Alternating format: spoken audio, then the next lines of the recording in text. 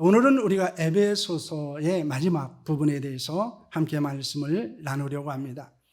저희들이 지금까지 한 20번 정도, 오늘까지 20번에 걸쳐서 이제 하나님의 말씀을 저희들이 함께 에베소를 통해서 나눴습니다. 특별히 에베소서는 교회론의 관점에서 기록한 것으로 어떻게 그들이 하나님의 은혜와 믿음으로 구원을 받고 교회의 구성원이 되었는가, 공동체가 되었는가라는 것에 대해서 말씀하고 있고, 또한 우리가 구원받은 자로서 어떻게 살아야 하느냐라고 하는 것에 대해서 말씀을 하고 있습니다. 특별히 바울은 하나님의 은혜로 구원을 받은 자들의 영적인 정체성에 대해서 언급을 합니다. 이 영적 정체성이 중요한 것은 내가 누구인지를 안다고 하는 것은 내가 어떻게 살아야 되는지를 알기 때문입니다. 그렇기 때문에 1장에서부터 3장까지에서는 하나님의 은혜와 믿음으로 우리가 어떻게 구원을 받은 하나님의 사람이 되었는가라는 것에서 말씀하고, 그 구원받은 자로서 어떻게 살아야 되는가라고 하는 것을 그 영적인 정체성 가운데서 우리에게 말씀을 하고 있는 것이 에베소서의 전체적인 내용입니다. 그리스도인의 영적 정체성은 무엇이었습니까?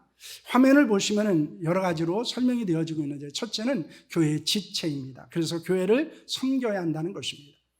하나님의 자녀로서 서로 사랑을 행할 것을 권면하고 있습니다. 빛의 자녀로서 빛의 열매, 거룩한 삶을 살아갈 것을 권면했습니다. 영적인 군사로서 악한 마귀와의 영적 전쟁에서 승리할 것을 권면했습니다. 그리고 이제 오늘 본문에서 또 다시 하나님께서 우리에게 주시는 영적인 정체성에 대해서 언급하고 있습니다. 그래서 바울은 에베소서를 마치면서 다시 한번 영적 정체성이 어떤 것인가라고 하는 것을 하나 더 제시하고 있습니다. 바로 그 영적 정체성은 무엇입니까? 기도하는 하나님의 사람이다라고 하는 것입니다. 하나님의 사람들은 모두 기도의 사람들이었습니다. 그들은 날마다 하나님과 동행하기 위해서 기도했습니다. 하나님의 마음에 합한 자로 살기 위해서 기도했습니다. 시험을 이길 수 있기 위해서 기도했고, 하나님의 뜻을 알기를 위해서 기도했습니다. 질병과 상처가 치유되기를 위해서 기도했고, 고난과 고통을 이길 수 있기를 위해서도 하나님 앞에 기도했습니다. 그들이 만약 기도가 없었다면 그들은 하나님의 사람으로 살아갈 수 없었을 것입니다. 아니, 온전한 하나님의 사람이 되지 못했을 것입니다. 이것이 우리에게 주는 교훈이 있습니다. 우리도 기도해야 한다는 것입니다. 기도의 응답을 받고 살아가는 자들이 되어야 한다는 것입니다. 이 기도의 중요성, 이 필요성을 사실 많은 사람들이 알고 있는 것 같지만 잘 알지 못합니다. 왜냐하면 우리가 이것에 대해서 절실하게 알고 있다면 우리는 이 기도하는 것을 게으리하지 않을 것입니다. 그런데 종종 우리는 이 기도의 필요성이나 중요성을 잊고 있습니다. 사실 기도하지 않는 것은 영적인 교만입니다. 하나님 없이도 살아갈 수 있다는 거예요. 그것은 내 힘으로 모든 것이 가능하다고 하는 고백입니다. 그런데 우리는 겸손하면 겸손할수록 하나님을 의지하기 위해서 기도하고, 그리고 하나님 앞에 겸손히 무릎 꿇고 기도하는 줄로 믿으시기를 바랍니다. 오늘은 바울이 에베소 교회 편지를 하면서 마지막으로 권면한 것이 기도입니다. 여러분, 이것은 매우 중요한 의미를 우리에게 주고 있습니다. 왜 바울이 에베소서를 마치면서 마지막으로 기도에 대해서 말하고 있는가라는 것입니다. 그것은, 기도라는 것은 우리가 구원받은 자로서, 또 구원받은 자로서의 합당하게 살아가는 데 있어서 가장 중요한 것임을 우리에게 말씀하고 있는 것입니다. 그런데 우리는 종종 이 기도를 잊어버리고 살아갑니다. 기도하지 않고 신앙생활을 하려고 합니다. 기도하지 않고 우리는 하나님의 뜻을 구하고 이루려고 한다는 것입니다. 우리가 교회를 섬기는 것도, 우리가 더욱더 능력 있는 하나님의 사람으로 살아가는 것도 바로 기도에 있음을 우리에게 교훈하고 있습니다. 템플 대학에서 아주 유명한 목사님이 오셔서 설교를 했습니다. 근데 그 제목이 기도였어요. 그 예배가 끝나고 헤어지면서 어떤 한 학생이 그 목사님을 찾아왔습니다. 그리고 이런 이야기를 합니다. 목사님이 오신다고 해서 저는 기대를 했습니다. 그런데 진부한 기도에 대해서 설교하는 것을 보고 저는 실망했습니다. 목사님께서 말씀하신 기도의 응답이라는 것은 그냥 우연히 일어난 것이 아닙니까? 이런 이야기를 했습니다. 근데 그 목사님이 그 젊은이를 향해서 이렇게 말했다고 합니다. 근데 참 신기하네. 내가 기도할 때는 그 우연이라는 것도 일어나지 않았다네. 그렇게 말했습니다. 여러분, 그렇습니다. 우리가 기도하고 하나님의 역사를 경험할 수 없어요. 기도하고 기적을 경험할 수 없습니다. 기도하지 않고 우리는 하나님의 위대한 역사에 참여자가 될 수 없다는 것입니다. 우리가 그냥 우연히 일어난 것 같아요. 그렇지 않습니다. 그것은 하나님께 우리가 드렸던 기도의 응답입니다.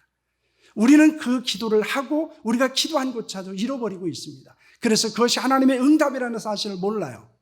그런데 어느 한순간에 그것은 하나님의 응답으로 나타납니다. 왜냐하면 우리는 기도하고 무엇을 기도했는지조차도 잃어버리지만 하나님은 그것을 기억하고 계시다는 사실을 여러분 믿으시기를 바랍니다.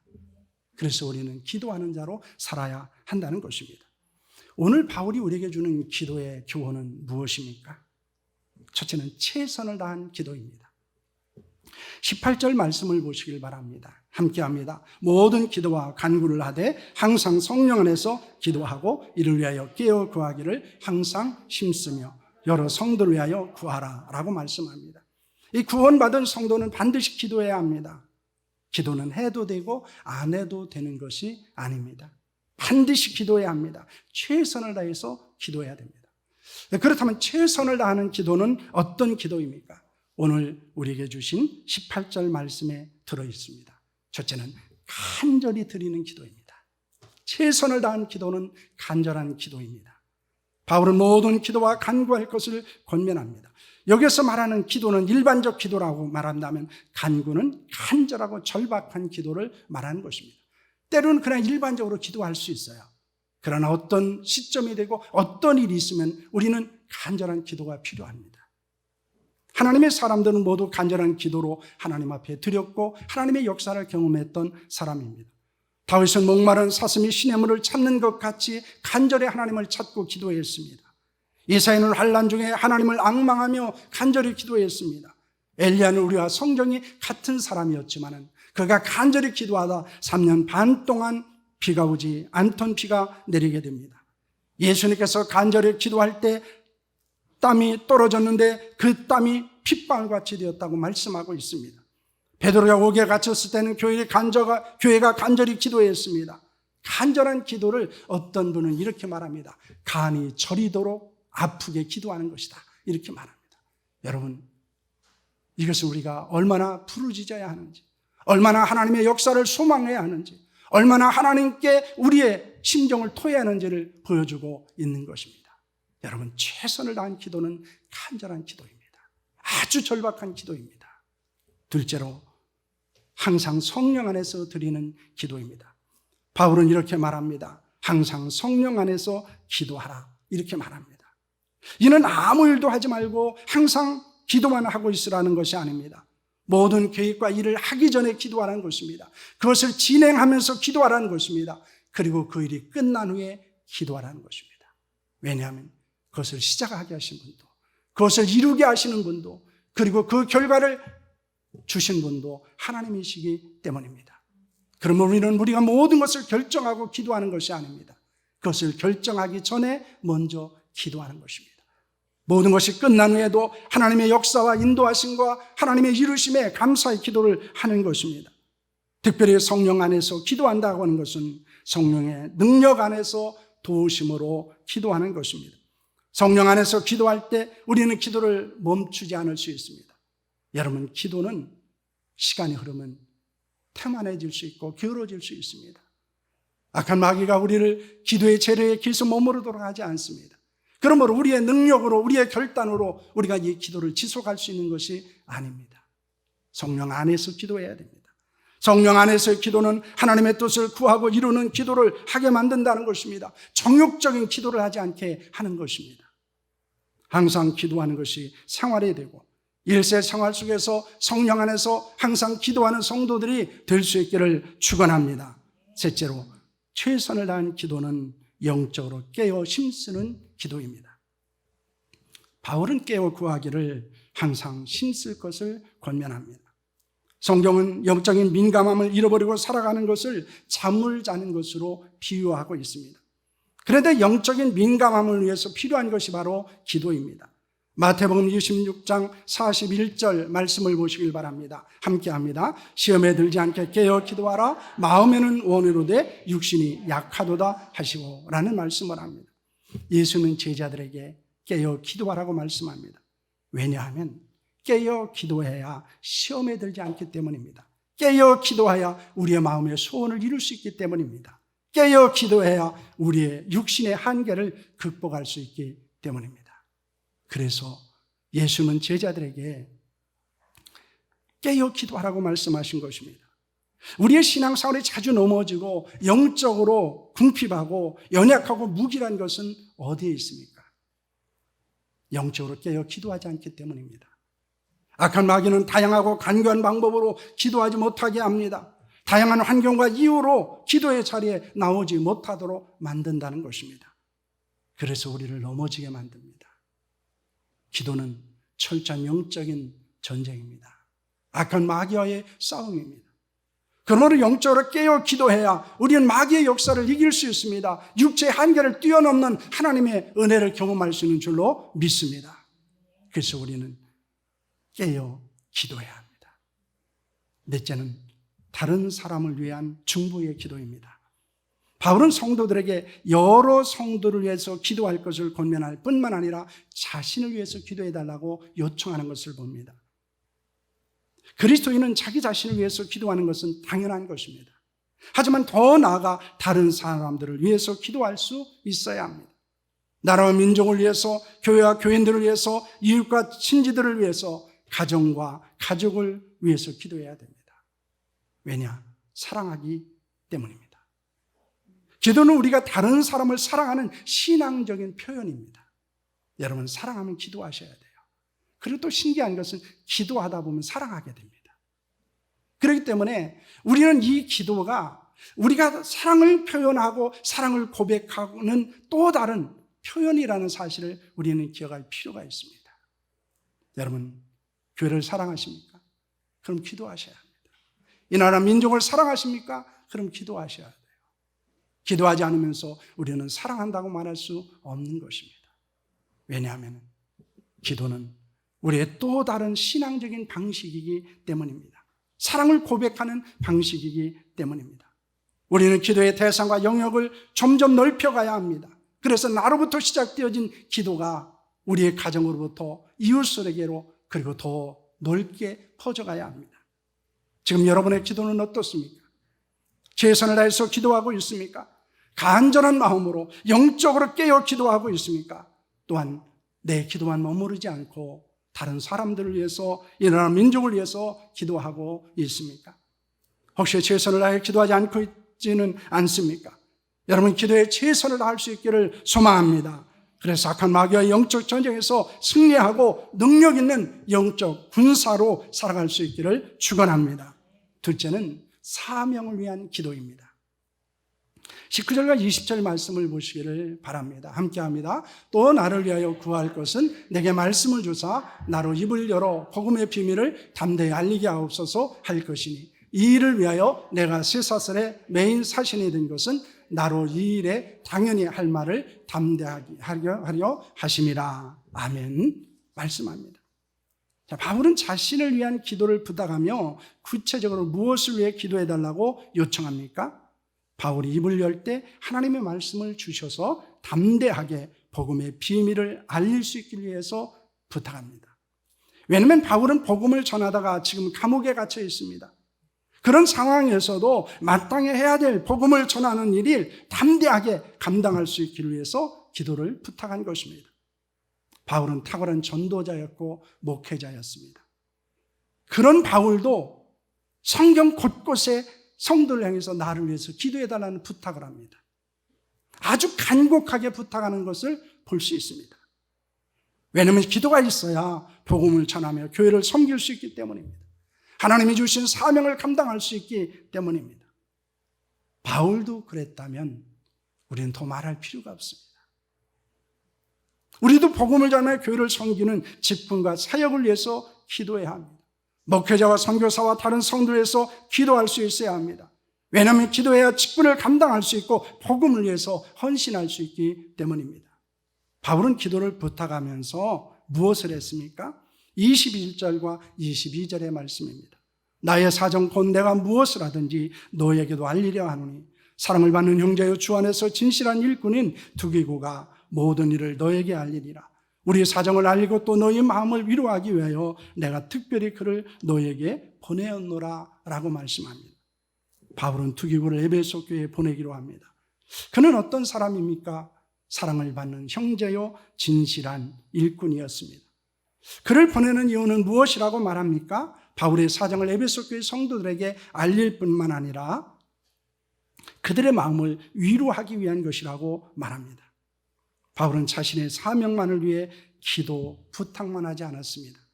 진실한 하나님의 일꾼인 두기고를 보내서 더 친밀한 교제를 나누고 마음을 위로하기를 원했습니다. 이것이 우리에게 주는 영적인 교훈이 있습니다. 우리가 함께 기도하면 함께 헌신할 수 있다는 거예요. 기도의 동역은 헌신의 동역으로 이어진다는 것입니다. 사실 다른 성도에서 기도하는 것은 이미 그의 사역과 사명에 내가 들어간다는 것입니다. 내가 그 일에 함께 참여한다는 것입니다. 여기에 우리가 목회자를 위해서 사역자를 위해 기도하고 교회와 다른 성도를 위해서 기도해야 될 이유가 있습니다.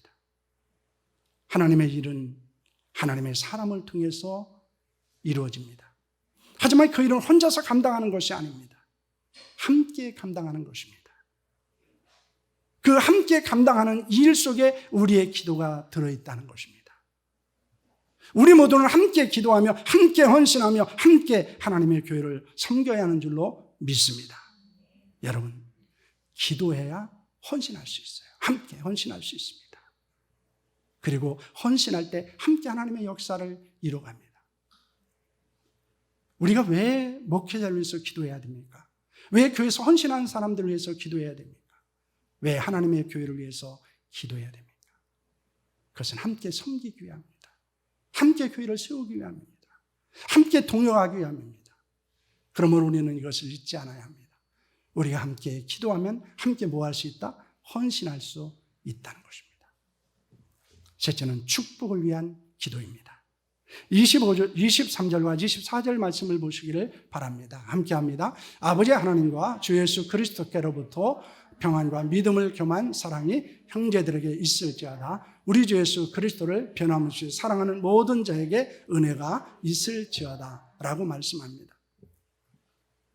바울은 기도의 사람입니다. 그는 에베소 교회를 편지를 보내면서 기도로 시작하고 기도로 마칩니다. 바울은 무엇을 기도합니까? 하나님 아버지와 주 예수 그리스도로부터 평안과 믿음을 겸한 사랑이 있기를 위하여 기도합니다. 하나님의 은혜가 주 예수 그리스도를 변함없이 사랑하는 모든 성도들에게 임하기를 위하여 기도합니다. 바울은 평안과 믿음과 사랑과 은혜를 기도합니다. 그런데 그의 기도는 어떤 기도입니까? 사랑하는 성도들을 향한 축복의 기도입니다. 여기에 매우 중요한 의미가 있습니다. 우리는 기도하면 어떤 필요나 요구를 위한 것이 생각날 수 있습니다. 물론 하나님께 우리의 필요를 채우시고 요구에 응답하는 기도도 해야 합니다. 하지만 중요한 것은, 그리고 우리가 관심을 가져야 되는 것은 축복하는 기도입니다. 예배의 마지막 순서에 있는 축도는 축복 기도입니다. 예배를 마치면서 하나님의 거룩한 축복을 받고 세상에서 축복받은 자로 또 축복의 통로로 사용되기를 원하는 소망 가운데서 그 기도를 하는 것입니다. 그래서 목사도 기도할 때 그런 마음을 갖고 이 축도를 합니다. 하나님의 거룩한 복을 받은 자로서, 그리고 이 세상에서 복받은 자로 살아갈 뿐만 아니라 또한 사랑하는 성도들에게만 거룩한 복이 사랑하는 사람들에게 흘러가기를 위해서 기도합니다. 하나님은 제사장 아론에게 무엇을 말씀하십니까? 민수기 6장 24절에서 26절 말씀을 보시길 바랍니다. 함께합니다. 여호와는 내게 복을 주시고 너를 지키시기를 원하며 여호와는 그의 얼굴을 내게 비추사 은혜 베푸시기를 원하며 여호와는 그 얼굴을 내게로 향하여 드사 평강 주시기를 원하노라 할지니라 하라 라고는 말씀을 합니다. 하나님은 아론의 아들들에게 자손을 축복할 것을 말씀하십니다. 그들이 축복하는 것은 무엇입니까? 하나님의 보호하심입니다. 하나님의 은혜 베푸심입니다. 하나님의 주시는 평강입니다. 그들의 하나님의 이름으로 이스라엘 자손들을 축복하면 하나님께서 그들에게 복 주실 것을 약속하셨습니다. 사랑하는 자녀들의 복된 인생을 살기를 원하십니까? 하나님의 교회가 부흥하기를 원하십니까? 이 나라와 민족이 번영하기를 원하십니까? 그렇다면 자녀를 축복하셔야 합니다. 축복의 기도를 하셔야 합니다. 이스라엘의 족장들은 죽어가면서 마지막으로 했던 것이 자녀들의 머리에 손을 얹고 기도한 것이었습니다. 그래서 이 이스라엘 족장들은 사랑하는 자녀들을 위해서 마지막에 있는 힘을 다해서 자녀를 축복하고 죽었습니다. 이것은 제 간절한 소망이기도 합니다. 사랑하는 나의 자녀들에게, 어쩌면 제가 이 교회를 그때까지도 감당할지는 모르겠지만 또 나를 아는 사람들이 찾아왔을 때 저는 그들에게 마지막으로 축복하며 죽기를 원합니다. 여러분들에게 이 소원이 있기를 소망합니다. 여러분이 마지막 남아있는 힘을 쓸 곳이 어디일까요? 다른 사람을 미워하면서 여러분 가시겠습니까? 아닙니다. 우리는 마지막으로 축복의 기도를 하고 가야 합니다. 저는 그것이 가장 영광스러운 죽음이라고 생각합니다. 자신을 사랑했던 사람들, 자신의 곁에 머물렀던 사람들, 그리고 자신을 위해서 그렇게 수고했던 사람들의 은혜를 잊지 않고 여러분 마지막으로 그들을 위해서 축복하며 인생을 마친다는 것은 얼마나 가슴 떨리는 일인지 몰라요. 우리는 그렇게 살아야 됩니다. 우리는 그렇게 우리의 인생을 마쳐야 합니다. 우리의 기도를 들으시고 우리의 자녀들이, 교회와 민족이 하나님께서 보호하시고 은혜를 베푸시고 평강을 주실 줄로 믿습니다. 그러므로 우리는 축복하는 기도로 살아야 합니다. 지금 여러분의 기도는 어떻습니까? 혹시 자신의 필요만을 위해서 기도하고 있지는 않습니까? 이제는 다른 사람을 축복하는 기도를 했으면 합니다. 누가복음 6장 18절 말씀입니다. 너희를 저주하는 자를 위하여 축복하며 너희를 모욕한 자를 위하여 기도하라. 예수님의 제자를 향해서 저주하는 자를 축복하라고 말씀합니다. 모욕하는 자를 위하여 기도하라고 말씀합니다.